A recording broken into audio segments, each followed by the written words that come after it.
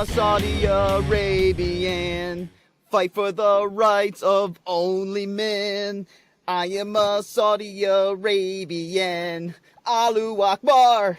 Allahu Akbar. Bling, bling, bling, bling, bling, bling, bling. I like it.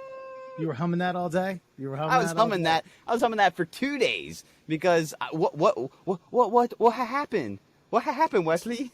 Listen, so for the benefit of the viewers, you can imagine that three people who co-host a podcast who, have to come up with content regularly. We don't talk. I would say we throw something up on the chat daily. If not, it's, it kind of comes and goes in spurts every other day.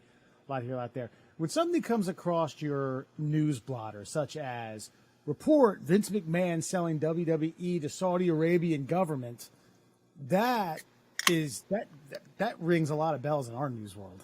That's nuclear. We talked. Yeah, literally. You could tell me that is as impactful to me as Russia has launched. Saudi Arabia has paid off Vince McMahon. Holy shit! Where do I hide? Duck and cover. When's the fallout? It's from Newsbreak too, and me and Murr were trying to check the legitimacy of it.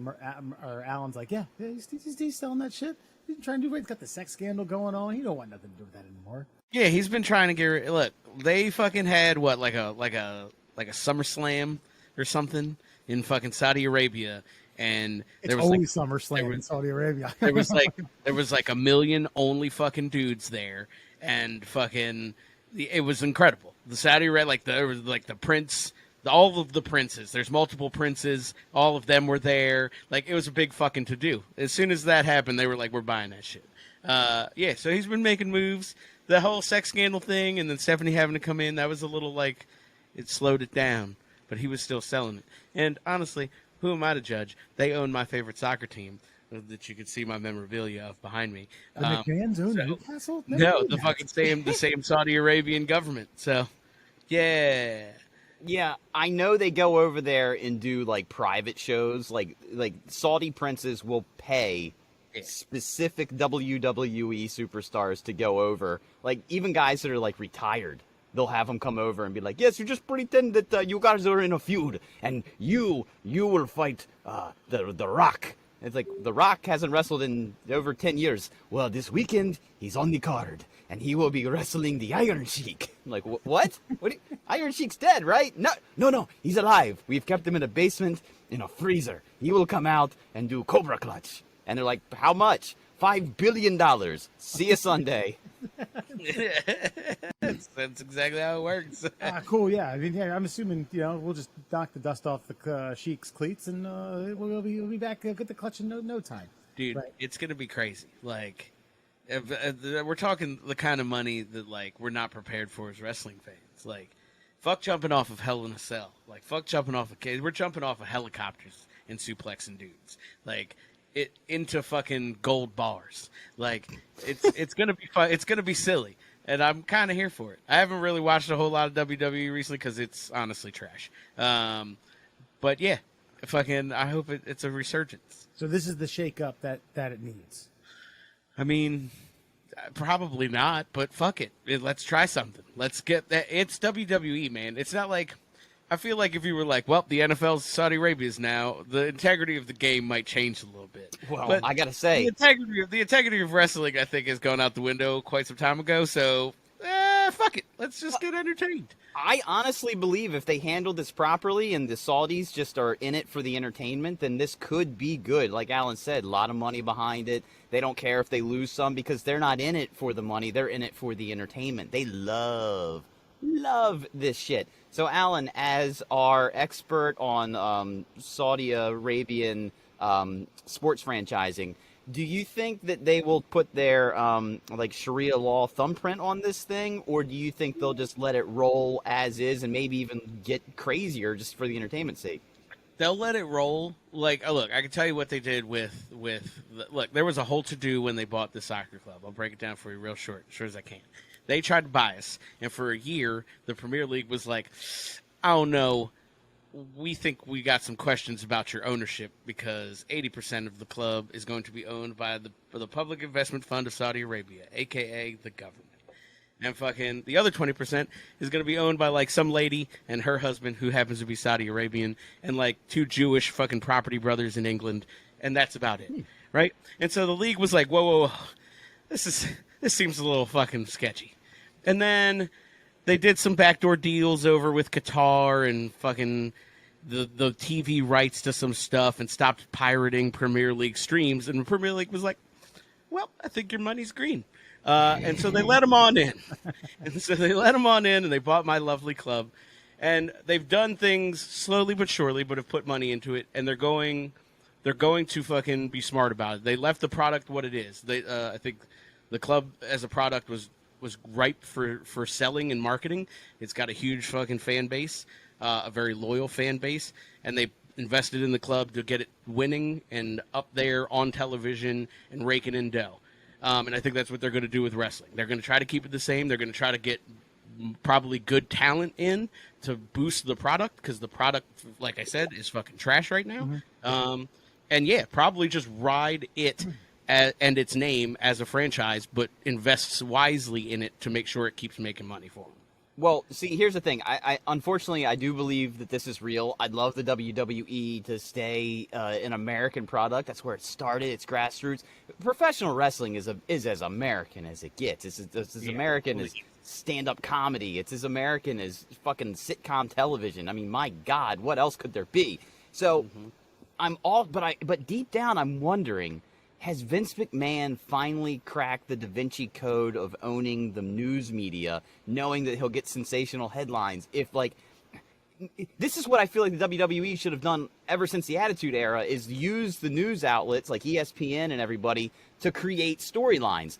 We came up with, like, 5 storylines just back and forth on the chat club. Like, seriously, Sergeant Slaughter, would Saudi Arabia be cool with saying, like, no, America's at war with the Middle East again, bring Sergeant Slaughter in to boost an army of WWE elites to take on the Saudi challengers for the company? Wouldn't that be beautiful? Right. Let's keep it going. Let's give the audience, give our listeners the tidbits, the highlights of what we went over. Okay, so Sergeant Slaughter builds an army. Vince McMahon's double dealing between the two. He wants the deal to go through so that he can become wealthy beyond his wildest dreams. And Shane is fighting against him, but secretly Vince and Shane are on the same team. So they're like war dogs. They're double dealing back and forth. One of them, they're trying to get the deal done, but in the effort to get the deal done, they're boosting the ratings so much in the U.S. that they may not have to do the deal at all. New ownership, being the Saudis, they start making the women dress in like hijabs and like less provocative, and they're getting boos from the crowd every time they come out. So they can have a huge SummerSlam bikini match, like first one to take the hijab off, like one gets fired, but then gets such a pop that they can't send them anywhere, so they have to put them up for the women's championship. You find out that the Iron Sheik, who is now in charge of the Saudi squad, he's actually a capitalist. So deep down, he doesn't want the deal to go through because he wants to work for Vince so he can get $1 million paycheck. And then Cody Rhodes finally brings back the American dream instead of the American nightmare. Right. And then they put the red robe over the red awning, and then they bring everyone down for the contract signing, and right before Vince puts pen to paper, the fucking the yellow and gold, red and yellow come through the fucking gates, and then this deal's going down whether you like it or not, old man. Everyone and their mother comes out. Yeah, and Stone Cold is then in charge of a legion of Blackwater troops that have nothing to do with either organization. They just want to fuck up both of them. They're like, I don't care. They're for hire, and they'll work for either side. My God, wrestling could enter at least another 2 years of a golden era just based on these storylines alone. And I'll tell you what, Freddie Prinze Jr., maybe you should be listening, because they may not be for sale if you were doing such a damn fine job behind the scenes, you son of a bitch. Hilarious. There's a saying, there is a saying. It's catch a man a fish, he'll eat for a day. Give some lifelong wrestling fans a little bit of this, they'll give you a year's worth of fucking entertainment and storylines. And we did. Look at that. Seriously. That's at least 4 pay-per-views. Mm-hmm. You can get through all of that. You can get through 4 cycles. Dude, with all of that story you just went through. And look, I don't know much about Roman Reigns because I haven't watched in a long time, but I know he's been the head of the company ever since John Cena kind of like pretty much working retirement or whatever it is. See, he could get a whole legion of like the Islanders, like the whole club, the Islanders. They could be coming in to try to take on, these other elitists. Like, you forgot about us. We once roamed this world. We took and conquered everything we saw, and we're taking this money back. And the WWE. Fuck yeah. I'm fucking pumped for something that doesn't even exist. This is the WWE in my mind, and it's how it should be. Under the Saudi regime. It's going to be good. I think You it's think going to work. Do you think they do more shows over there? I mean, Oh, yeah, they're definitely going to bring them over there more. That's for sure. Okay. Yeah. Okay. Like every off season we've had since they bought us, we've spent over there now. We just be hanging out in the desert. Like, that's just what they do. Ooh. Whole pay-per-view. All this bullshit we're talking about comes together. Shit. What was it? Something in the desert. Fuck it. Damn it. I can't. The Deal in the Desert. The Deal in the Desert will be the name of the pay-per-view where it all goes down. Yeah. Oh, man. Oh, yeah. Macho Man's back for this one, brother. I want it to be like a Money in the Bank style thing now that it's a Deal in the Desert. There should be multiple. In the bank. There should be like multiple briefcases. Yeah. Something like that. Something fucking wild. And they got to dig in the sand to find them, and finally, when they get to the bottom, the Undertaker rises up out of the grave.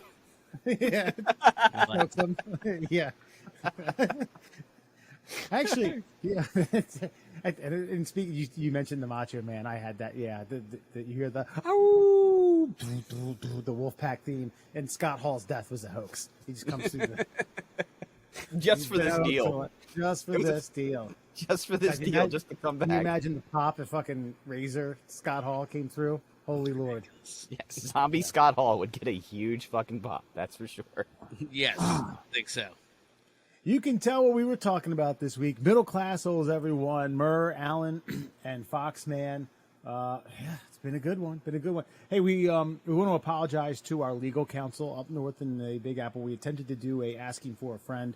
Unfortunately, we had technical difficulties, so we're going to have to readjust. We're going to go, as they say in wrestling, on the fly, off script. If you will. If something bad happens, say a winner, someone who was someone who was booked to win a match, breaks a leg in the middle of the match, sometimes you got to adjust on the fly. And we're going to adjust on the fly here at the Middle Class Holes because Alan, with his vast knowledge of everything, I mean, just pretty much anything you can think of, he is our show aficionado, is going to step in as legal counsel in this week's Asking for a Friend. Pause. Let me. I don't feel like I'm dressed. I don't feel like I'm dressed right. So give me 1 second. All right. Yeah. Okay. Superman going in the booth. You want to be the part, you got to look the part. And here we go. We're getting on our Brooks Brothers overcoat here. Oh. Now, if he has a monocle, I will be more than impressed. Yeah. This is Clark Kent is not a news not a newspaper writer. He's a fucking lawyer. All right, guys. Look at the... Yeah, all right. One in here. Nothing like a turquoise shirt and a bolo tie. Nothing screams credibility. This is the guy I want at my fucking DUI case right here. Let me get that fluffed out. Just make sure. Look, this is court appropriate, all right? This is the, if you can't afford a lawyer, one will be appointed to you. And then Alan comes in like, hey, all right. Don't piss on my leg and tell me it's raining. All right? The Barry Glazer special. And he uses phrases like that throughout your trial. Okay. Let's do it. Here's our modified asking for a friend. These are more national, international, and galactic stories, if you will, Alan. And let's start with space news. Alan, NASA is now worried that China may claim the moon as its own territory and prevent the U.S. from landing there again. Now, the head of NASA, Bill Nelson, said in an interview that we better watch out for China because they're doing all of this under the guise of research, and it's not beyond the realm of possibility that they say, keep out. we're here. This is our territory. Now, they've done that recently here on a less than galactic stage. The Spartley Islands, they've basically just claimed them. They use them for resources. They won't let anybody land there. And Beijing has claimed ownership of the archipelago and used it for weapon storage facilities and other structures. So, can another nation own a foreign galactic body? Can China, in fact, claim the moon? Can they claim a section of the moon? Is this is this an act of galactic war that we need to get the Space Force ready and prepared for? I mean, it's definitely an act of galactic war, and we should definitely get the Space Force prepped for it. But I think at the root of it, what you're asking me is the legality. And I think in the 2002 documentary Star Wars Attack of the Clones, the Galactic Federation ruled that land laws only apply on the planet with which they reside. So once they've left Earth, they can't claim the moon. Nobody can claim the moon. And let's not even get started on the fact that it's made of cheese. How do you claim cheese? That's ridiculous. So no, absolutely not. China's got no leg to stand on here. All right, they bring the noodles back. You don't got a fucking leg to stand on. Bring the noodles back. I'm it. not sure I'm aware of that phrasing. It's a legal term. Okay. Fair enough. Wes, what do you think? Like, how does this go down if China says you're not allowed to come here anymore? I mean, I thought all science, and Alan, we'll come back to you on this, but I thought all science done in the name of mankind was supposed to be a shared resource. And by shared resource, you mean the moon, right? I mean, if we're working on, we just recently went through a international saga known as the pandemic, and the deal was everybody was working on the same project, and if there was any breakthroughs, they were to be shared with everybody so that everybody could look at each other's research and figure out the best solution to the project. So if this whole, let's say global warming is the project that we're all trying to work on, it's like, hey, there's a shit ton of materials up here on the moon. We can utilize them to stop using all the resources on Earth and stop all of this greenhouse gas. So is China breaking some sort of international, treaty of some kind because they're thwarting the rest of the world from, a success to beat a global problem? Well, international treaty or not, and you asked what we'll do what we've always done. We'll go up there and we'll bomb their fucking asses and say the moon's ours. That's right. And we will mock them and we will say to the moon, ours. Ha ha! This is ours. Get the fuck off here. I would say think of it like old-timey Western law. You know what I mean? There's a sheriff. And he did some stuff every now and then. He threw murderers in jail or, if you could get a hold of them. But a lot of times it was vigilante justice. Did a guy steal your wallet in the saloon? Got to shoot him in the face. The sheriff comes by, asks what happens, says, guy stole my wallet, had to shoot him in the face. Done and dusted. So I think that's how you got to think about the moon, right? We just go up there and take it. That's what we'll do. China can't hold it forever. Goddamn filthy, stinky Chinaman stole my moon rocks. Well, I shot him in his face. That's slightly racist, but, either way. That's why I said it in a mocky tone. I mean, I don't think we had to go old-timey Western with the racism, but Sorry. I'm here for it. Sometimes you've got to break a few eggs, right? Objection. The moon is not an earthly base. Therefore, there is no race on the moon. Therefore, all phraseologies are welcomed. Technically, I'm sorry. I thought he was a Martian. Technically, we'd be the extraterrestrials. Exactly. There. So we'd just be aliens. I like it. And you say that this is because China's doing this to basically, in their words, they want all the resources. We want what the moon has. We're taking it. Yeah, they've been sending up all these probes, and they've probably found something. Is kind of what the consensus is, and they're like, we found something right about here. Kind of like Walt Disney when he went down and started buying all the swampland in Florida, and everybody's like, what are you doing with us? Who's buying all this fucking swampland? There ain't shit there. You can't build on it. And it's like, oh, that's just this corporation, mice and stuff. And everybody finally figured it out, and they're like, whoa, that's a valuable resource. And then now everybody wants a piece of it, and China's like, fuck you, stay out. Right. Why didn't they just send a probe to Uranus? They probably could have found something. Thank you very much. Like to mine your anus. All right. Moving on. Seriously, legal ramifications here. You guys are joking about butt stuff. That's what we Sorry. do. Okay, Sorry, Alan. legal counsel. On to the world of entertainment. A federal judge rejected Universal Studios' motion to dismiss a lawsuit claiming it misled fans. Movie fans filed a class action lawsuit in January claiming that they were tricked into watching a film. They sued Universal because actress Ana de Armas was in the trailer, but not in the movie. So this judge is allowing the lawsuit to go forward, saying that it's a part of, advertising laws. And it's saying that they are, I got to read the quote from the guys that are suing first. They say, they were unable to rely on fame of the actors playing Jack and Ellie to maximize ticket and movie sales and rentals. Therefore, they used Miss de Armas's fame, radiance, and brilliance to promote the film by including her in scenes in the movie's trailer. So the judge went on to say that they need something for their value for the rental purchase. So what does this legally, will this move forward beyond this particular judge? Will movie studios now be held accountable for misleading trailers? I think it would be tough. I think it would be interesting to watch. I think would be something to say. So I think they got themselves a case. It's definitely false advertisement. Have you seen Ana de Armas? Mm-hmm. Look, it could be a Hallmark movie where a young New York struggling actress loses her puppy before Christmas, goes home to her southern town, and links up with her ex-boyfriend, the quarterback of the high school football team. And I would still watch it if it was Ana de Armas.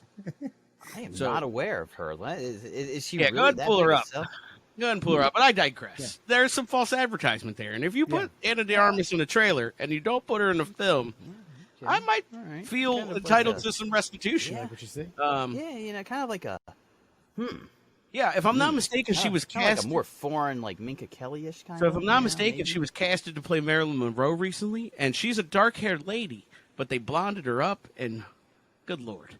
But anyway, again, we digress. False advertisement definitely says that, you can't misrepresent. I think it's like the nature, characteristics, yada, yada. I'm not actually a lawyer. I just play one on television. So I think that makes sense here, right? You've misrepresented the character, the characteristics, like the qualities of the film. And I'm coming to as a consumer, and I want to get what I'm paying for. And then I get in there and I get no Ana de Armas. Okay, it's probably a shitty movie anyway. Here, the crux of the argument seems to be that the trailer was misleading, but aren't trailers supposed to be misleading by nature? And what I mean by that is, it's like, if a trailer isn't misleading, then it's giving away plot points of the movie, which then spoils the film. Now, I do agree that putting an actress in the trailer that's not in the movie, I don't even know how that's possible. Like, I don't. Maybe she was supposed to be in the movie and then she was cut, or a point that I was going to bring up with our real legal counsel was that maybe she was supposed to be a character that was going to facilitate a future in the franchise. Maybe there was going to be sequels, and her presence was supposed to be seen more fluently in the next set of films. And so, therefore, it may not be misleading if the studio does, in fact, make a follow-up film to this project. So, a couple things. In my research, I don't think there's supposed to be I think it's a standalone film. And then the second thing, I think if I was trying this case, if this came across my desk, and I said, I'll charge you an exorbitant fee per hour to get this done for you. I think my argument would be that you're right. These trailers are supposed to be enticing. And so if Ana de Armas was like in this trailer and sliding a spaghetti strap down to allude that there might be titty, but you get to the movie and there's no titty, it's edited out. I think that's okay, right? That's a fine line. But when you put Ana de Armas into your trailer and she doesn't spend one single second in the motion picture, then we got ourselves a problem. You fundamentally told me something was there, and it's not there. Now, if you alluded to titty and didn't show me titty, fair play to you, sir. Good marketing. how about this? 100% asking for a friend. Say a friend of mine in the early 2000s bought a adult entertainment triple X feature with on the cover had a photograph of a particular actress that my friend was particularly fond of. Come to find out, after purchase, the actress only had talking lines, no actual action lines. Does my friend have a case? I would go back to what I just mentioned, and I would say no. I would say no because look, she was in it, not the way you wanted her to be in it. You know, not in a weird position, not between two dudes. You know, however you wanted it, but she was in it. Yeah. Now, had she been on the cover and not in the film whatsoever, then yeah, I think we got a case. That's fair. I mean, the box, I'm sure, only said that she would use her mouth. It didn't say how she would use her mouth. It just said co-starring. Look, the stars get penetrated. The co-stars have talking lines. Good thing for my friend, it was a double DVD. So the second one that he got for $19.99 had some real primo stuff in it. He wasn't that bummed out. Yeah, it's a bargain buy. You know, you got to take the wins when you get them. And finally, to wrap up our asking for a friend segment here, billionaire Larry Ellison. Did you know he owns a Hawaiian island? I'd heard such a thing previously. I haven't really thought about it in a long time. Good Lord. Does he own Kimono Wanalea? Well, he's an ex-Silicon billionaire, and he learned the hard way on Tuesday that even if you own the island, you can still get a ticket from a police officer. Now, the interaction was filmed. The cop said the reason that I stopped you is you ran through the stop sign, and you were kind of speeding there. Now, he did apologize. He wasn't a complete dick about it. He just said he was on his way home to eat dinner with his kids. Now, he also didn't have his driver's license or insurance information on him, so they don't know what the fines are. They don't know what he was ticketed for. They just know that he was stopped, and he was, in fact, given a citation for speeding. But see, here's my question to you, Alan, as our legal counsel. If I'm in my backyard and I'm doing donuts and burnouts in my grass, can I receive a fine for that if I own the property as it exists? So even though there are police officers, because technically it's still America, should the owner get cited for something that he did on his own private property? So I guess the question begs, your initial question, no. I mean, I guess if you're like riding around doing donuts at like 1 a.m., you could get a noise violation, right? That's fair. That's fair. But beyond that, I mean, it's your property, so you do what you want. Make as much noise as you please. You know, well, I mean, obviously within reason, you can't be killing people just because it's your property, but you know. So I think it's tricky here because, I think it's tricky here because, was he on his property on his island? I get that the whole island is his, right? But other people live on the island, I presume. There's cops, so there's some sort of municipality. There are taxpayers, I'm assuming, that maybe fund the police department. Now, if he's paying the police department salaries and buying them guns and cars, then that guy's doesn't have a job now. That's how that goes. This is an open shut case. It's an open shut case. Innocent. I own everything. That's how it goes. But my gut tells me he broke a municipal law, and my man's probably got to pay a light fine. Look, judge's not going to throw him in jail. I don't even really got to show up, honestly. That's a good point. Write a strongly worded letter and be like, here, he owns everything. Fuck off. So yeah, I think he's good, but maybe just take it easy. Don't break municipal laws. Don't speed. Still got to stop at stop signs. And it's for safety. What if you T-bone a young child? It's fucking awful. Come on, man. You can't just own things responsibly. Couldn't even T-bone another vehicle. It's a young child. That's not necessarily a T-boning. That's just a fucking it's like one of those. It's like one of those little tykes, red cars, plastic cars. He was just crossing the intersection, and this jackwagon, because he owns the fucking island, decided to kill him. Hey, buddy, act like you own the road. I do. Yeah. We get it, but, have a little coof. He runs the kid over and sticks his head out the rolled down windows. Watch your goddamn kids! I was gonna say, I'll buy you a new one. But either way, By the way, this should also be a lesson to all millionaires and billionaires out there. I don't think that he's hurting for cash, so like that $200 fine that he's gonna have to pay. Yeah, just don't be a complete twat to the cop. Be like, oh, sorry, officer. Let me shake some coins out of my gold coins out of my jacket, and we can all be on our way. Like, no problem. There's nothing to worry about. I can't just pay this right here? No, sir, you have to show up to court. Really? What? Really? You know, and that doesn't surprise me. You said he didn't have his license on him, right? Yeah. That doesn't shock me because, like, there are small laws like that, just inconsequential laws that celebrities and millionaires and billionaires. So I bet you he didn't know. I bet you he was like, wait, I have to have my driver's license on me? Yes, sir. Yeah. What? yeah. Really? Like, is this what happens? He actually called my office and he was like, "Did you know that they ask you for ID?" I was like, "Yes, sir. I'm not a millionaire." So I did know that. Thank you.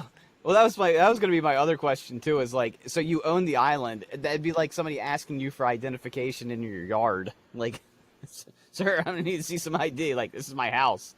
You know, like, it's where I live. Google who owns this island. It's me. That's me. My picture will be there. I promise. That's what we're gonna do when we have to go to the moon. We're gonna ask the Chinese for their ID. Got ID on you? Huh? Got any driver's licenses? Passports? I mean, I gotta break character for a second, but do you think that maybe they're like setting up Panda Expresses for when other people get up there? Ooh. Well, but wouldn't we be the ones that set up? Definitely racist. Wouldn't we be the ones that set up the Panda Expresses?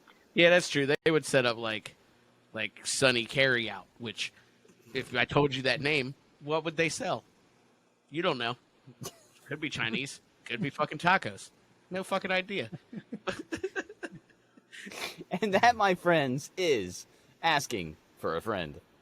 Thank you, Alan, for filling in as our stand-up quasi-legal counsel, and my pleasure. Look, I thought about going to law school shortly after graduating, and I'm glad that I could bring that expertise to the table. The thinking about going to law school. I'm glad. I'm happy for the opportunity. I haven't really got to flex my thinking about going to law school muscle since I thought about it. And this was a good opportunity. I just say, like, just small sample size, you'd make a wonderful public defender. I mean, grade C. Right? C plus, probably. Look at the hair. Yeah. It's still good. Like in West Virginia, like a rundown coal town. Yeah. Oh, duh. Just getting fucking possession controlled substance charges all day. We're cleaning that up. All right, it's hot as shit. I'm changing again. All right. Always has a briefcase with one folder in it. Always. There's nothing in it. Thought I had papers in here. All right. I'll just wing this. That's all right. Tell me about it. Tell me what you got. I ran over a kid on my own island. Ooh. Ooh. All right. Were you drinking? Tell me you were drinking. That lawyer guy is fucking wild. Were you drinking? I always do. All day. I mean, probably. I think it's good that I was slugging back that beer while I was doing legal counsel. Mm-hmm. Works out nicely. Anyway. All right. Well, it's a new year, and I always say it's Fun Fact Friday. Then Murr always corrects me, but this year he's got a new calendar. It's called something else. So fucking take it away. Tell us what we're gonna drop knowledge on in 2023. Well, it's still Fun Fact Friday, my friends, and it's still time for 5 fun facts for you fuckers on a Friday. But now, in the new year, 2023, it's time to floss those brain cells. A little bit of mental floss with amazing facts. That's right. Our Fun Fact Friday calendar is now brought to you officially by Mental Floss, and it's filled with amazing facts. Brought to you, of course, by our friends at the Shin Splints Recovery Group. We can't escape those sons of bitches, so if you got any pain below that knee and above that ankle, find yourself the Shin Splints Recovery Group on Facebook. Let's hear them. 5 amazing facts! Did you know?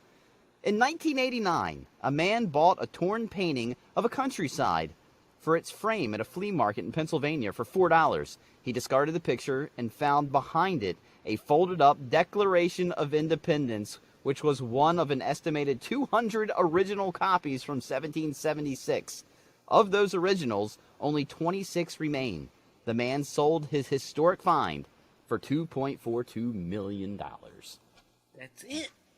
That's it. I know. That seems like you should get a lot. Yeah. Well, I can already tell that the theme of these amazing facts, unlike the previous years, where it's going to be like, did you know zebras were something Alan probably saw on Nat Geo. Now these are like, did you know a guy in 1989 bought a painting, and in that frame, he found... No, we're not going to know any of this stuff, which is fine. Yeah, it's definitely going to be like, did you know the longest poop was a college girl in Michigan? Like, nope. That's interesting. No, I did not know that.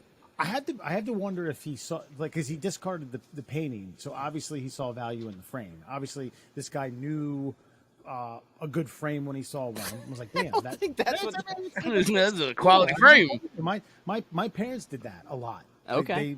My parents were like, that is a fucking beautiful frame. If I could get something to fit that, I would buy it. Especially like antique shopping and things like that. You kind of catch an eye for things like that. But you know, did he have a knack that one of 200? And you said it wasn't like a Declaration of Independence replica. It was what? It was like, so back then, of course, you wrote shit with fucking feather and fucking parchment, and like they made 200 copies, and then only 26 remained. This is one of the 26. So which Alan's right. That's it. $2.4 million. I mean. What's inflation on 2.4 million from 1989? Let me see. I'm going to say it's double. I'm going to say it's like 4 or 5. Still, it's not as much as I thought. Especially for a document that changed the landscape of human civilization for the last 250 years. How much was it? How much did he sell it for? $2.42 million. I'm going to say $6 million today's money. Which is still a hell of a find, don't get me wrong. But I do wonder who painted the painting, though. Because I know... 2.42 million would be 5.79 million, almost 6 million. You hit it on the head there, Andrew. Okay. Yeah, because I've done the math on inflation a lot, because my dad's always like, well, you're making about what I was making at your age. I was like, yeah, but it was worth twice as much. Oh, dude, I had that conversation with my parents, and I was like, you idiots. You had it so good. They really, really did. No, but my question is, so the person who owned the painting, who then hid the Declaration of Independence, had to probably be someone of prominence, because even if there was originally 200, and let's say this person had one of 200, not one of 26, they still had to be one of the 200 more important individuals living in the colonies at the time. So that painting was probably worth more than the declaration that he found behind it, if you really want to break down brass tacks on that. So, yeah, I guess the point is if you find a Declaration of Independence behind a thrift store painting, maybe take it to, like, Zaxby's or somewhere first before you go and sell it for probably, I don't know, I'm going to say 1/20th of its actual value, for God's sake. There's a guy who owns an island in Hawaii. He'd probably give you $4 million for it. All right, so this is cool. So, after the adoption of the Declaration of Independence, the Committee of Five, Thomas Jefferson, John Adams, Ben Franklin, Roger Sherman, and Robert Livingston, were charged with overseeing the reproduction of the approved text. Some fucking Philadelphia printer printed a shit ton of copies, and they were sent to the 13 colonies, to newspapers, local officials, and commanders of the Continental troops. The rare documents are known as Dunlap's broadsides, and they predate the engrossed version signed by the delegates. So they were made while they were still like hashing out all the fucking details before they signed it. So it was just like, it was more of a ceremonial and like a news thing that like, we're going to declare independence from England. Like, we're going to tell the British to go fuck themselves in a couple days. So of the hundreds, only 26 copies survive, most held in museums and library collections. 3 are privately owned. And when news of the Declaration of Independence reached New York on July 9th, there was a riot because the harbor was full of British ships and shit popped the fuck off. Nice. Yes, America. That's what they Merc. and they probably said it like that back then. Like, wow, shit's about to pop off here. Yeah, Ben Franklin walked out. He was like, "Tell my old chaps, I think shit is about to pop off in the harbor." They still had British Harbor. accents because they were basically Yeah, but he was like Bostonian, so in the harbor. harbor. Yeah. And then a Russian guy comes out. Could "Did you someone say imagine if pop-off?" all of like our founding fathers sounded like that? God. That makes me sad as fuck. Like That makes me hate this country a little bit. Because I really hate that fucking accent. Did you know? While Americans are superstitious about Friday the 13th, Greeks are traditionally wary of Tuesdays, and more specifically, Tuesday the 13th. The rationale for the superstition goes all the way back to Tuesday, April 13th, 1204, when Constantinople fell to the Crusaders. Damn. Well, if I know anything about rap music, the Hot Boys always say that Tuesday and Thursdays are the hottest days of the week. So you don't fuck with Tuesdays and Thursdays in New Orleans. So, Well- not sure if there's any historical parallels with that. I doubt it, but it was worth mentioning. But I also know that Friday the 13th was the day that the most of the Knights Templar were fucking like slaughtered in the streets, which is why that's an unlucky day. What day? Friday, I don't know the exact date, but Friday the 13th. It was a Friday the 13th, and that's when they basically were like, "Hey guys, we want to celebrate you and what you've done for everyone." Just kidding. We're gonna chop all your fucking heads off and throw you in prison until you die. Well, I mean, that one was a whole lot of like, oh, you don't believe in Jesus? Time to burn. Fucking like, wars back then were really petty, if you think about it. And then when someone said no and they said, "You're going to burn," you know what happened? Someone was like, shit's about to pop off here. It's about to pop off. Everybody get to the harbor. Did you know? If you love to preach Bob Ross's Happy Little Trees gospel and live the breath of joys of painting, which, Jesus Christ. Okay, I'm starting to not like Mental Floss's amazing facts already, which premiered on PBS 40 years ago today, then perhaps becoming a certified Ross instructor is in your future. According to the official website, no previous painting or teaching experience is needed. To be a Bob Ross, mimic teacher? Yes. Instructor? Now, Instructor?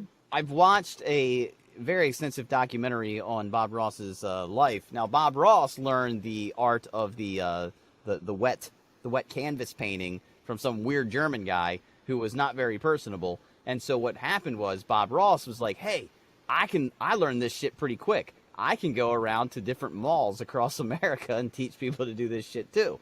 And that's what he did. And then everybody was like, "Man, you're really good at this. We should put you on local television." And the rest is history. So there is still a Bob Ross school of artistry where you can go and you can learn to do the wet-on-wet oil painting, and then you can go around to local VFWs and show old ladies how to fucking do it themselves. Jesus. You know who's a certified instructor? David Arquette. Really? Yeah. That is not Former surprising. Former No, WCW not really. World Champion, I'll have you know. Yeah, it's true. You know what's interesting? I'm looking at this picture of Bob Ross. I mean, it's majestic. But more importantly, the brush that he has in his hand is like one you would use to like do trim around your house if you were repainting like a living room. And I don't understand how he made such fine, delicate strokes with such a gigantic fucking paintbrush. Like, in every other picture I see him, he's holding the same paintbrush. So, like, he didn't use like a tiny one for details. He just did it. He's Wes, talented. this is how I know I'm onto something, talented. because I've originally I was arguing with your brother about the status of Bob Ross as an American artist, and in more recent years he seems to have really kind of like mellowed to the fact that Bob Ross will in fact in the next century be known as one of the great American artists. Well, I hope so, because in 2 days it's his birthday, and spoiler alert, I got him a Bob Ross chia head for his birthday. So Fucking right. So This is a vibe. I think I'm gonna get myself aviators as eyeglasses. Oh, I thought you were going to say you were going to be a Bob Ross instructor. I didn't know. Oh, you were. yes, I will do it if you look. Let's talk about it. I think I should do it as a bit. But yeah, look. This I'm just looking at this picture. Can I? Can I even share a screen? Look, I don't even got to ask anymore. Look at how advanced. Have to ask. Look at how advanced we are. 2023. Look at how majestic this fucking man is. Look at the gold chain and the medallion and the fucking hamburger meat. Yeah. Yeah. See, you know the Canadian. You know there's jeans on the bottom. That's a Canadian tuxedo. Goddammit. Like everything about this. I'm going to say this, and this is because and Dewey's biases have to revolve around the fact that he grew up in the household with I will consider my dad an artist. Now, did he sell artwork? No, but he went to art school. He made a career out of, at least the first part of his career, art. Then moved on to graphic design, but still had an appreciation for it. And we used to watch Bob Ross on occasion in the household if it was on and some lazy afternoon. And my father had the same rant every time. He's like, look, he's going to build a really fucking great background. It's going to be amazing. It's going to be good. And then the middle ground is going to be all right. And then he's going to fuck it up with these trees. He's going to fuck the whole fucking painting up. He's a fucking idiot. Why did they televise this fuck? And, as a 10-year-old, that sinks in. I'm gonna have to agree with you. That's fair, I guess. Yeah. I got really, really inebriated one weekend and decided that I was going to do I was going to follow a Bob Ross episode, and I found one I liked, and I had to pause it like every 15 seconds because that motherfucker's moving at the speed of light when he's painting that shit. And I got to say, I did a pretty good job. I made a goddamn gorgeous mountain. And then in the morning when I got up, there were thumbprints all over the painting. And I was like, what the fuck is this? And my wife was like, oh, I'm sorry. I didn't realize it was still wet. You motherfucker. I was about to go to a flea market and buy a really good frame for this fucking thing. We were going to make $2 million on an Declaration of Independence that we were going to find behind it. Dumbass. $5.7 million. Yeah. Depending upon when you did it. I don't know. Yeah, well, now. You would do it now. Did you know rabbit poo tea was reportedly a popular hangover cure in the Wild West? Rabbit poop? Shit tea. Wow. Yeah. Shit tea is right. They say the joke is with people who eat oysters, like it was a brave man who first cracked open an oyster, and I agree. I wholeheartedly agree. But if you're talking about, bravery on a scale, the rabbit shit tea man might supersede that guy. That might be a little more brave. I just do you boil it down. Do you think that it actually worked as a hangover cure, or that guy just felt so fucking stupid for drinking rabbit shit tea that he was like, hey guys, you gotta try this. It really cures the whiskey hangover. I'm telling you right now. You gotta put some of this in your mouth because I did. He doubled down. He didn't. He was too proud to admit that he ate rabbit shit tea, or drank it rather, and didn't want to admit that he was wrong on a hangover cure. Yeah. Yeah, maybe. I mean, I'm not a historian, but that seems somewhat accurate. I don't know. We're kind of semi-archaeologists as it is. We can make this up. Well, that and rabbit turds look a lot like coffee beans, so I'm wondering if it was maybe started out as a joke and somebody's like, man, this shit really worked. This is some good goddamn coffee. Yeah. Billy, you got to come over here and try this. We swapped out Jeff's coffee beans with rabbit shit. He don't even know. This shit is crazy. Like people still do this shit apparently. Really? Yeah, well, like weird homesteaders and stuff, They're fucking strange. But I just love this description of the instructions. To make tea, put a heaping shovel full of rabbit manure in a burlap bag or porous cloth with the four corners tied together. Put the bag in a 5-gallon bucket and fill with water. Allow it to steep in the warm sunshine for a week. Remove the bag and suspend it above the bucket till it stops dripping. And that week was trial and error. They just didn't, there was someone who hit that sweet spot where it's the worst thing I think is you can speed up the process by putting manure directly into the bucket of water and let it sit for 3 days, stirring daily. Then put some burlap over the top of another empty bucket, making a strainer, and pour it through the cloth to strain out the solids. Yeah, see, that's like an instant coffee method. You don't want to do that stuff. You want to stick to the real grassroots of rabbit shit tea. And you know that someone was like, anything less than a week, still too moist. More than a week, it's like burnt bacon, no good. I love how they just assume that I have a burlap bag around and burlap cloth to use as stray. Like, just keep stray burlap around.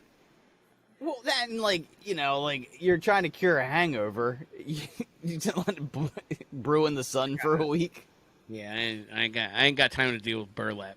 Yeah, I'm not thinking about the hangover I'm going to have a week from now. You got to prep your batch before a wedding.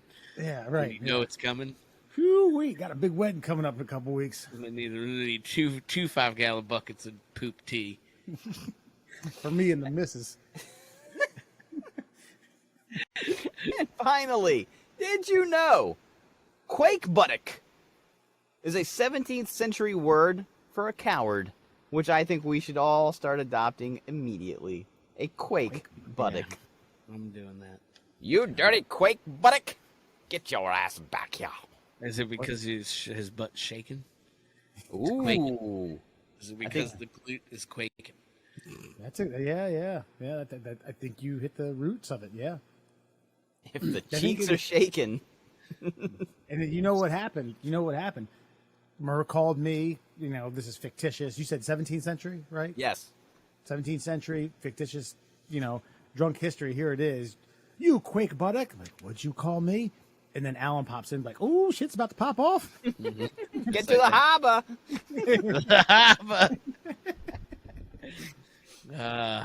Good stuff. And that, my friends, are your amazing facts for your Fun Fact Friday.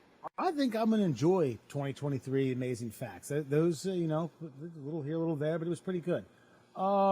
Hey, folks, before you go, coming up in a few months, the PGA Tour kicked off last week in Hawaii. It's a great event, and it's just like, it's kind of weird for people who don't follow golf, have to understand that it's like, I don't know, like a 10-month calendar. Scott Stallings, I don't know what his world ranking is, but he automatically qualified for this upcoming Masters, April 6th through the 9th. Because he made the FedEx Tour, the FedEx playoffs last year, he automatically qualified for it. And in the mail, Scott Stallings, received an invitation, except it was the wrong Scott Stallings. It was a Scott Stallings who lives somewhere in South Carolina, who coincidentally has has a wife with the same name, Jennifer. He was reached out to by Scott Stallings, says, hey man, got your invitation. This isn't for me, yada, yada. Long story short, there's two Scott Stallings, and the wrong one got the invitation to play in the Masters. Nyuk, your thoughts on the PGA Tour's fuck-up? Well, I think that he gets to play no matter what. That's his name. They sent him the invitation. Yeah. If he wants to get out there and put some divots on some greens, then I say it's his right. I will say, okay, he's from South Carolina. I don't know if he's from there, but he lives there. And most people in South Carolina typically play a little bit of golf. So, Alan, let's just guess here that this guy's let's just say a 15-20 handicap? Yeah, probably. Okay, we'll guess that. The average amateur golfer, right? Oh, yeah. On Thursday and Friday, the first two rounds of all majors, whatever network is covering it, you can stream it online, and you have options. You have featured groups. You can watch holes. You can watch different things. You put him in a featured group, I guarantee you people will watch it. Oh yeah, I'm not watching anything but that for the first 2 days. First two rounds because he's not making the cut, right? So like, I'm watching this motherfucker shoot a $145 around Augusta, and like I want the meltdowns. I want him to don't. You're not even on TV, bud. Just go for it. I'm hucking a club. I'm fucking yelling at caddies, you know what I mean? I might you might be my caddy, it's probably a toss-up. It's like you, maybe Dave, but I'm just yelling at one of my homies on the golf course while a bunch of professionals do the greatest thing that's ever been done on a golf course around me. I would say, yeah, as one of your good friends, Alan, I would strongly recommend you take Dave. Yeah, I mean that's fair. Almost declined the offer. That's fair. I mean, he's definitely not helping me shoot any better than like a $110, $120, at least. Fuck, probably worse than that, honestly. But here's the thing: I feel like you guys are being a little short-sighted because this is like look. There's a movie coming out that we all want to see, and that's Cocaine Bear. It doesn't take much to plant the seed for a movie script to happen. So the wrong Stallings gets fucking invited to play in a PGA event, and you accept the offer. And then, like you just said, like, hey, who's this Stalling guy? That doesn't look like the Stalling I know. Like, no, that's just he's a homemaker from South Carolina, and he got the wrong letter, and he accepted. And here he is today, folks. And then, like you said, Alan, maybe he doesn't make the cut. Maybe he has the round of his life for 2 days. And he does. But it's like the Rocky story. He doesn't make it, but everybody's like, wow, people's hero. You go for that alone. The possibility of a movie coming out in 10 to 12 years where you can collect on like 2% royalties. I don't know. I think as an amateur golfer myself, if I saw an amateur golfer like accidentally get an invite and then he like serendipitously fucking goes and gets to play Augusta and then he makes the cut and like is in the mix, I would hate that guy more. Like, I want him to go and just eat pimento cheeses and like get other fucking autographs like while he's playing a competitive round of golf, like, and then shoot his body weight. Yeah, and over the course of 2 days. Go and party with John Daly on one of the nights and then eat rat shit fucking tea. To cure the hangover. Like day 2, he needs to take a cart because he's too hungover, but he's still in the mix. Here's it, Murray, I can guarantee, like, these movies like this, like the one that came to mind is Cool Runnings. Now I know they fabricated some things, I know they tinkered with some things, but more or less that's what those guys did. They were in no pun intended, running to make the medal round, and then their cart malfunctioned. You couldn't make, you would have to lie so bad if it was some fucking Rocky movie, if a 10 handicapper showed up and played the first 2 rounds. That motherfucker, 10 handicappers not sniffing double digits. Yeah. That's how hard these fucking courses are. Now, I know you love a good fucking Doug Flutie, Rocky, fucking eugenics fucking story. But body blade. Body blade. I'm fucking, I'm bursting that bubble. I'm fucking shooting a torpedo through that shell right now. Not happening. Yeah. Well, at the very least, as an amateur golfer who would probably never get to play like Augusta, like not on like championship, like, cuts where they're out there and they've got like some guy with a magnifying glass fucking like snipping off the tips of blades of grass. Like, you'd never get to play the course in that condition. And so just to be able to do that, I would just take up the offer. So I got 2. Okay. This is more a question for Alan, but Murray, you can chime in. There was a question posed last Masters that said, you can play any hole from any distance. How far out or close to the hole do you need to be to compete? Like 120 yards, 130 yards? At like the Masters. Every hole, I get to be that far away from it? Yeah. Like 100 yards, 100 to 120 yards. I was going to say the same thing because Jimmy was like, what, a fucking 120? I was like, dude, those fucking greens are so fucking slick. They're so if I don't pick it clean, that fucker's going far. Now, here's the other one, and Murray, you can, I thought this would be entertaining. I pitched this to Alan. A great YouTube channel would be a 10 handicapper plays all the major courses the day before, just to show common Joes like, hey, look, I'm a good golfer. I shoot low 80s regularly. This is how fucking hard this is. Yeah. Would you watch that? Yeah, I'd check it out. Because I find myself like watching like golf videos, like where, guys that are playing really tough courses and they find themselves in the woods and are like, all right, I think I can squeeze it between these trees. Just to see if they can do it. Yeah, absolutely. Yeah, what's even better is when you get me and Wes out of there and we put one behind a tree and it's like, I can bend this around there. We cannot. A 1 in 60 sometimes. Shot. Yeah. It's about a 1 in 50, 1 in 60 shot. And I tell you what, I'm feeling it right now. Yeah. I'm feeling it. Here we go. Look out. Oh shit! Hey, that folks is before you go. So hopefully we'll see. I think they're going to get him tickets. Him and his wife. I think that's supposed Well, to be. that's good. They should do. Yeah, That's they absolutely 100%. Yeah. He said he was going to go, actually had tickets to the practice round, which because you have to win a raffle to Yeah, go. you have to win a can't just go up lottery. and buy tickets. It's a lottery. So, well, congratulations on this stupid mistake that you made, Mr. Stallings. Alan, tell the kiddos and the kidettes where you can find the middle class holes. You can find us on the internets at all of your favorite locations for wasting time at work. We are at MDL Class Holes on Instagram and Twitter. We're the Middle Class Holes on Facebook and TikTok. And we, for your listening pleasures, can be found on Spotify, Google Podcasts, and Apple Podcasts as the Middle Class Holes. Check us out. Listen to us. Subscribe. This week, I bunched all these together on our drive. These are listener comments. And this week is just Tate hate. Nothing but I believe it. Of our Andrew Tate videos that we posted on all of our social media platforms. I think I kind of knew it, and you learn something about yourself every day. Yeah. And you know what I learned from this posting all this shit? What's that? I'm gonna have to get thicker skin if we fucking make it. I'm just gonna have. Oh to yeah, dude, you can't handle it. Yeah. You are not built for this. Yeah, I do worry about you because I spent 15 years on the radio, and I at first it hurts, and then it still hurts every now and again, like after a decade. But then you just like, fuck them, who cares? Because then you end up with that guy that we were going back and forth with on Instagram. You're like, you're never gonna reach them. They don't care. They don't want to. They don't know if they want to win the argument. They just want to argue. That's all they're there for.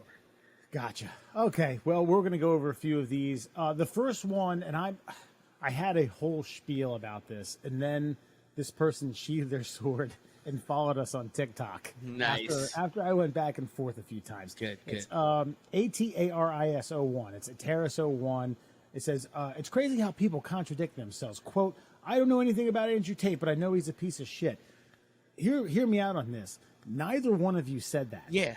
Alan, you said, I don't know anything about Andrew Tate. Then Merle, later on, you said he's a piece of shit, but he's an entertaining piece of shit. Yeah. He merged those two quotes. Then he quadrupled down about not being wrong. And finally, I was like, dude, you just misquoted him. Just fucking admit it. Yeah. He didn't ever admit it, but then he was like, hey, I looked through some of your videos, and you guys are pretty funny. I'll follow you. Thanks, man. Look, we don't like false male bravado, but we're just regular guys. Yeah. It's fine. Yeah. So got a lot in common, I'm sure, except Andrew Tate. Blickety Blow, regular listener, and has been mentioned in this segment a few times, says, this is like 2016 and watching all the racists admitted online. That was also true. It was, that was a fun experiment. We should do it more often. This is that Baukai, Boukai.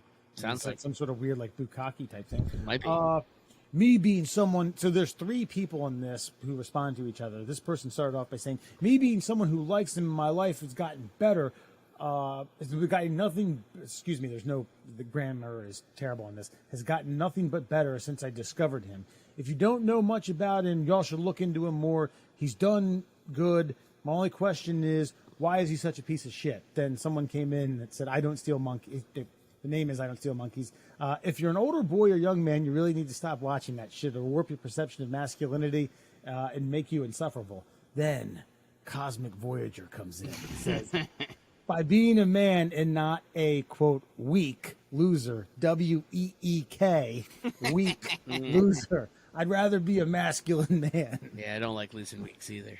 Oh, my God. Losing 7 days at a time. Yeah, that's a long time. On the YouTube short, it's like El Captain Morgan 556 says, Andrew Tate is the hero we need. That's good for you, I guess. Oh, man. Andrew fucking Tate. What an enigma. Like, okay, listen, when I say he's a piece of shit, like, some of the women that were quote-unquote working for him, like, were literally tattooed with property of Tate. So, I mean, the type of guy that would require, like, we'll just call them an employee, to have their name permanently branded onto their body. There's a smell of hint of shittiness about the personality of the human that would require that of someone. It's at the very least a stepped in poo level of smell. Like stepped in and or drank rat poo. And before some fucking jackwagon comes up on here, because one's gonna be like, well, they did it voluntarily. They got those tattoos voluntarily. Well, that might be so, but I think any employer or guy or man who was like, I kind of fucks with that, it's still kind of shitty. It's still pretty shitty. Okay, I will use Harvey Weinstein as an example here. Like, now he didn't force those women to fuck his disgusting rat poisoned fucking gangrenous penis body. But if they did, most of them won an Oscar. So you don't have to do it, but it might be a requirement inadvertently. So Harvey Weinstein, certified piece of shit. Yeah. Andrew Tate, similarities. Yes. If that makes you happier. And finally, Murray, you're going to like this one. Simply tagged Joe. That's it. How he got that name in YouTube must have signed up in the first fucking YouTube user. 2005. Ran his mouth too much. Top G can back up his words. Can you? No, I cannot. I cannot back up my intellectual properties with physical force. You are correct, sir. I feel good. I feel good about it myself. And if you got to call yourself Top G, I think you're not a Top G. That's what I think. No, he called Tate Top G. Oh no, I know. And Top G likes being called Top G. If you call another man Top G, you might be a bottom. You are definitely a bottom lowercase g. It's just like almost like questionably it could be a Q. Don't even know. Written in cursive, of course. Yeah. Wait, hold on. I gotta think about this one. Oh my God, man! Yeah, look, okay. I don't want to get into. I do not want to get into more Tate talk. It's just my God. Come on, guys. Seriously, it was so fun though. Like, and look, some of them caught on to us. They're like, "Oh, get your clicks." Well, yeah, thanks. You clicked on our shit and you commented. Appreciate it. Appreciate you. Keep following us. We talk about other stuff too. I know that is the one thing that riles me up, Wes. Like when you start seeing those are the type of comments. Like, yes, we're talking about a relevant piece of news information. That is what this is. And if you find it as interesting as we do, of course we're gonna get fucking clicks off of it, you dipshits. Yeah, we were getting beers and a drink before we recorded in person, which happens twice a year. Yeah. It came across the fucking news blotter. Yeah, we were excited to talk about it. Holy smokes. Just like we were excited, or I don't know, moderately excited to hear about the WWE being acquired by Saudi Arabian oil money. Yeah. Probably more excited. But fun fact, listeners, when you produce a podcast or radio show weekly, you tend to follow the trends in the news and touch on them, talk about them, maybe call guys pieces of shit. It happens. Yeah, he got released though, right? I heard that. I think so. I mean, I think you get released from There's all a big misunderstanding, is what I was saying. Well, I don't think it was that. I think it was like, hey, we'll let you out, but don't go nowhere. By the way, not much of a top G if you get owned by Greta Thunberg on fucking Twitter. Right. You got burned like 3 times in a row. Because he got caught for the pizza boxes and her response, and he was going back and forth with her unprovoked for some reason on Twitter, and she hit him back with like, "This is why you recycle your cardboard." Yeah. Well, I think the best part about it, let me just say, is I think strike 2 wasn't even his retort or like her retort to his retort. Strike 2 was him taking like a day and a half to come up with that video of him in a smoking jacket with a pizza box in front of him. Like a fucking like 19-year-old was like, "You're a piece of shit," and he was like, "Give me a day. I'll be back." And then that's what we got out of it, and then he got arrested for it. It was like, way to top G yourself into being a piece of garbage. We gave you 15 seconds, and you came back with sleek fucking public defender. Right? Look, 15 seconds, and I'm a public defender that gets you fucking put away for something you didn't do. You hit a kid, huh? Ooh, all right. Hold on. Here. What color was the kid? No, we're fucked. We're fucked. So it was a white one? Yeah. We're fucked. And we are fucked if you keep listening to this. All right, everyone. Join us next week. Third Class Holes. Take it easy.